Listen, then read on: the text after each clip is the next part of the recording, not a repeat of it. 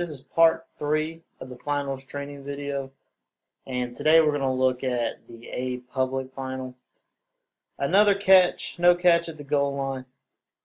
This seems to be a plague in football recently. So, official's going to rule incomplete. I think he's right. We definitely want the ball to survive the ground. You have to complete the process of the catch. So if he catches in the air, even though he lands, he's crossed the goal line. If he gets hit, he has to maintain that possession, or at least establish control of the ball possession across the goal line before we can award him the touchdown. I don't think we did at this point. So your crew gets together, talks about it, and then signals the incomplete. Just some pre-snap stuff I want to look at. Field judge is not in a great position. Remember, Deeps, we want you to start here outside the pylon and work your way in if you need to. In this formation, really, I would just stay outside the pylon and not come in unless if both these guys run inside, maybe you'll step in a little bit. But honestly, this formation, I would just stayed outside. We don't want receivers outside of us, especially pre-snap.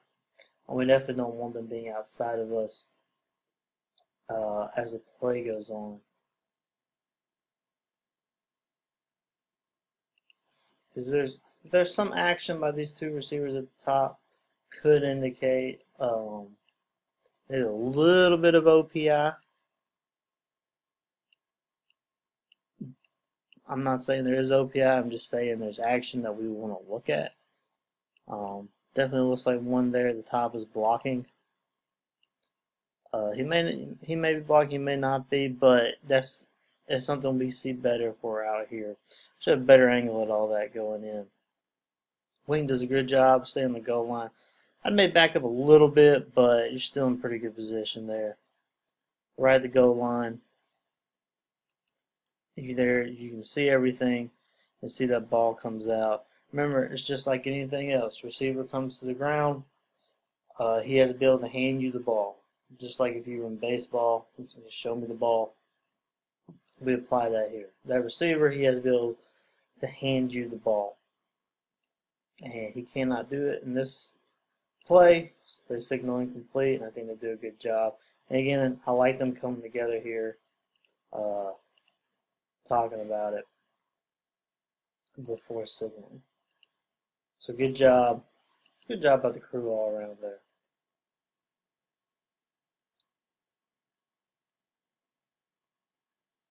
On this play,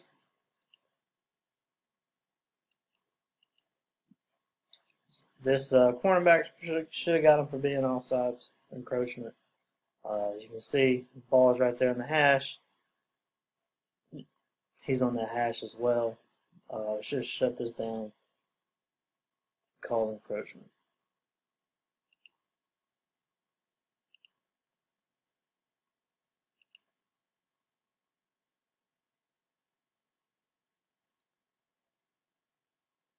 A little tricky one here. Anytime the ball, if K's when they down the ball like this, the ball is going to be down on the vertical plane that they possess it. Because remember, K cannot advance a kick. So where he possesses this vertically is where we're going to mark the spot and put the ball in play next.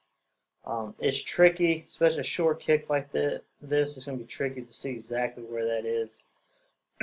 But you can do the best you can and kind of come up here. See, he's going to spot him about where he landed. But in reality, we want it right where he possesses it. Because remember, K cannot advance. Saw something similar like this in the AAA final. Opening kickoff of the second half, where K did a little pooch kick, R possessed it, and he kind of did it in the air. And they marked him where he possessed the ball in the air. So again, in our mechanics, it's tricky. A short kick, trying to come up and see exactly where that was. It's going to be hard to get that exactly right, but just want to show it. Kind of put that in everyone's mind that that's how we would address that. You're not going to see much more from this angle.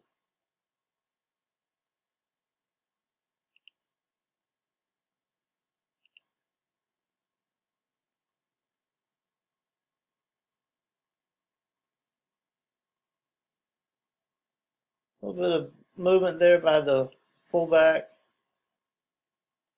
This is something we probably want to go ahead and shut this down. We can call that simulating the snap, but go ahead and shut that down. It's kind of hard to see when it's slight like that, but we would still definitely want to go ahead and shut it down. 'Cause he's definitely leaning at the snap there, as you can see. There's another one.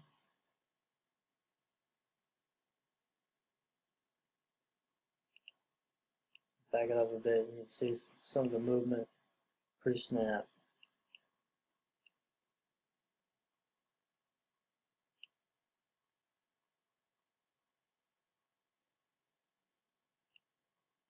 Again, just it's not much, but it's definitely there. Remember, these guys got to be completely still, especially in a varsity game. Number 24, see it better this angle. A little slight jerk there. Just remember, he's exactly who that guy's keying on. A lot of the linebackers, they're not looking at the ball. They're keying guys in the backfield. So, 24's little jerk there would be enough to set it off.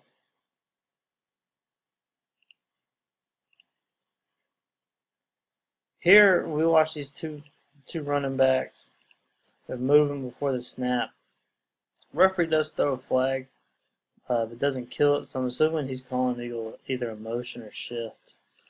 But this one we probably just want to go ahead and shut it down. They definitely move before the snap. Both are moving, so I think the referee is probably calling a motion or a shift. But let's go ahead and shut that down.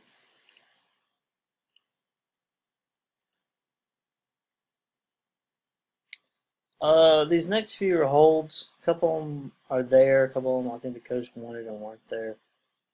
Most of these you can see better from the end zone view. So we want to watch number 72 right here. The ball is going to go right off his shoulder. He's going to get a little grab and pull right there. Some material restriction. So you have a hold at the point of attack that we probably missed. It's quick, hard to see, but it's definitely there. Be another one.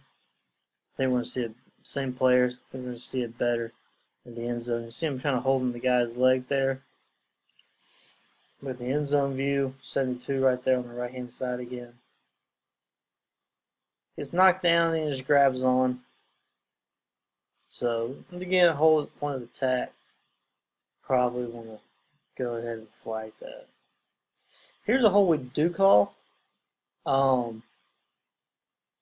I think it's there, right there where the ball is coming at. He does kind of manhandle him a bit, so I think the hold is probably there. I think what just upset the coach was he sees all those holds that weren't called, and then you see a little one like that, and we call it a little inconsistency. That one, it's right there out in the open. You got to get it. There's definitely some material restriction, pulls him down. Again, good call. I think just in the context, some of the others are not called may upset him a little bit.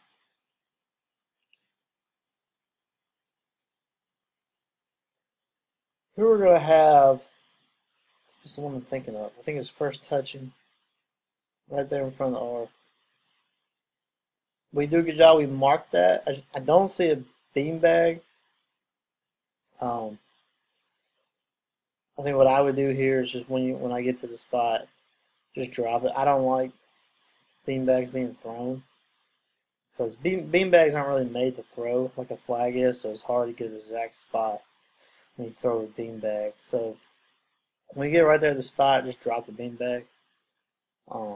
But Phil just does a good job of marking the spot at first touching. Because really, you would want to drop this beanbag here and then work your way back and kill the play there. Because this is actually your spot of first touching, and then this is where the ball is going to be dead. So I mean, they technically have two options. Obviously, they're going to take this one, but just looks better, looks sharper. Drop the beanbag spot of first touching, and then work your way back and kill the spot here where the ball is actually dead. A couple things to look at on this.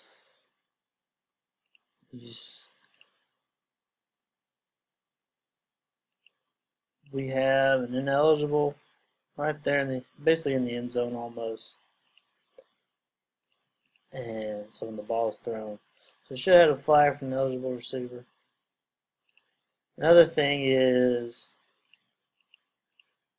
I'm not crazy about this pre-snap positioning. I like him a little wider, but he's okay.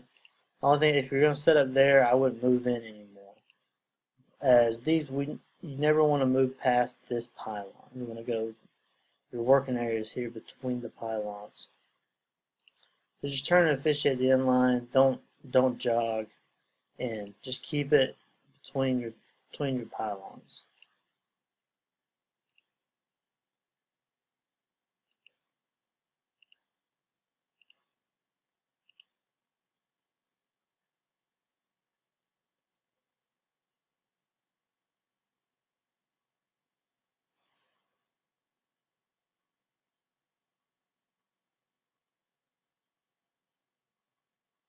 I think this is where you wanted to block it.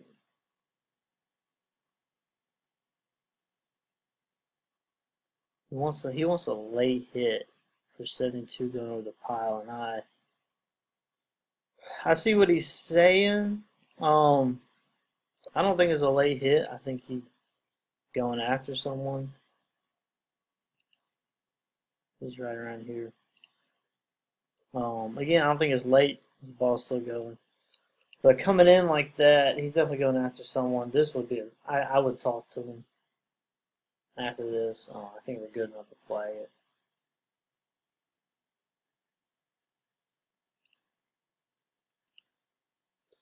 It is a weird pump play, and some of us disagree on the right call on this play. Initially, I thought it should have been touching by R. We definitely have I don't know why we have a beanbag. Remember, we only beanbag first touching by K, and then possession and a fumble. End zone view is going to give us the best angle. As you can see, our player gets shoved, kind of loses balance, and then he gets hit.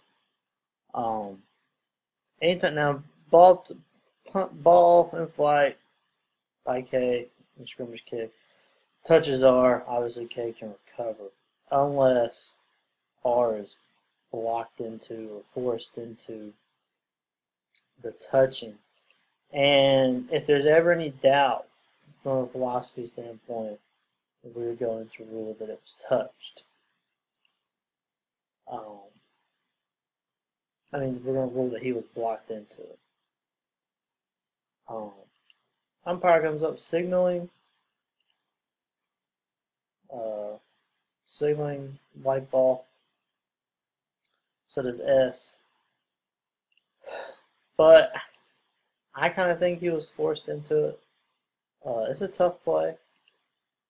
As you can see, he's definitely pushed. It's causing him to lose his balance and he falls down. I can see arguments for and against.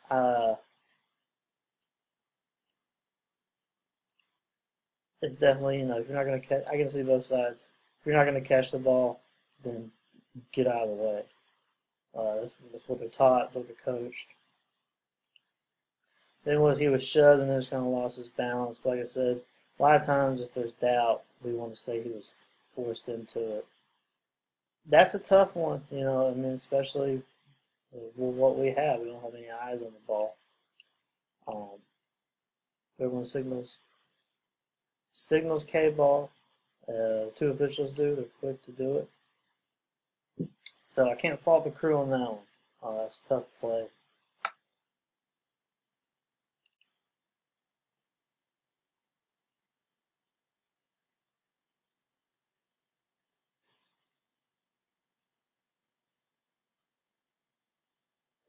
We got a block in the back. It's going to be easier to see on the end zone. Close to a blind side, but I think it's going to be right here to there. Definitely a block in the back at least. You can make the case for a blindside block. Throws his hands out at the end to try to make it look like he had his hands out, but that force and all was all shoulder, elbow. So you have at least a block in the back. I would say even a blindside block right there. It's going to be tough to see. R probably has the best angle on that, but he could be blocked out as well.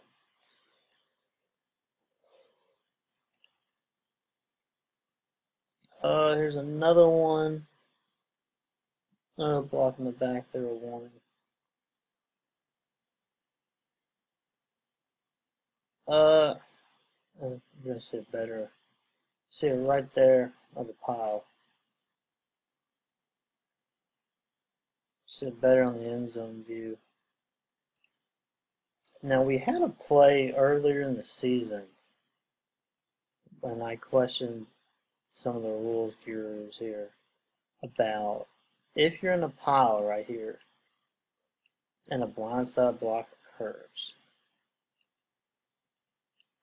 do you still have a blindside block? And I was told no, because that's not the intent. The intent is open field. So if you have a runner engaged trying to make the tackle, or there's a pile like that and you have a blindside block, I was told no.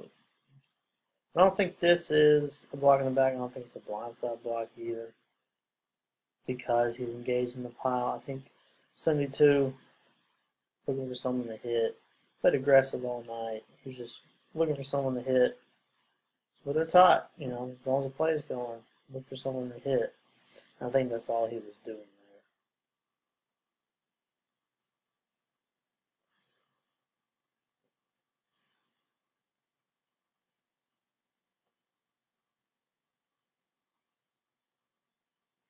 So this is the play that really drew the ire. You're going to see it right here. This is a touchdown run. And they're going to take this guy out below. Flips him. So breaking this down, trying to see who would call this. I think it's got to be your deep guy. Let's break it down pre-snap. So this will be the deep's key. And he's going to go in, and he's out of the picture now. So if we go man ball zone and we make the transition, it happens quick. So you got to flip that transition pretty quick. So if you flip the man ball zone transition, this becomes the deep's key. So I think maybe the umpire can see that, but he may be blocked out. Wing can see it. I don't really know what the wings would be looking at here. Wing may have the runner, or may have this block inside. But I think deep is the best angle of seeing that. It's definitely a big one. Springs a runner for a touchdown. So we, like I said, it's tough for a deep guy, because you got to flip that from man ball zone pretty quick. But we got to learn how to do it. So I think that should have been a deep. Wing maybe should pick it up. But again, it's a tough one, but right there out in the open, definitely should have got it. Another cut block on this guy. Yeah. Doesn't get much, but he gets them enough, and that's all it takes sometimes. So he goes low, intentionally goes low, makes contact. See at this angle, pretty good too.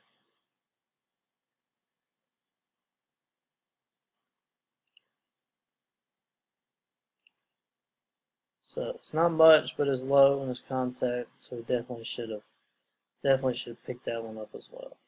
We flagged it.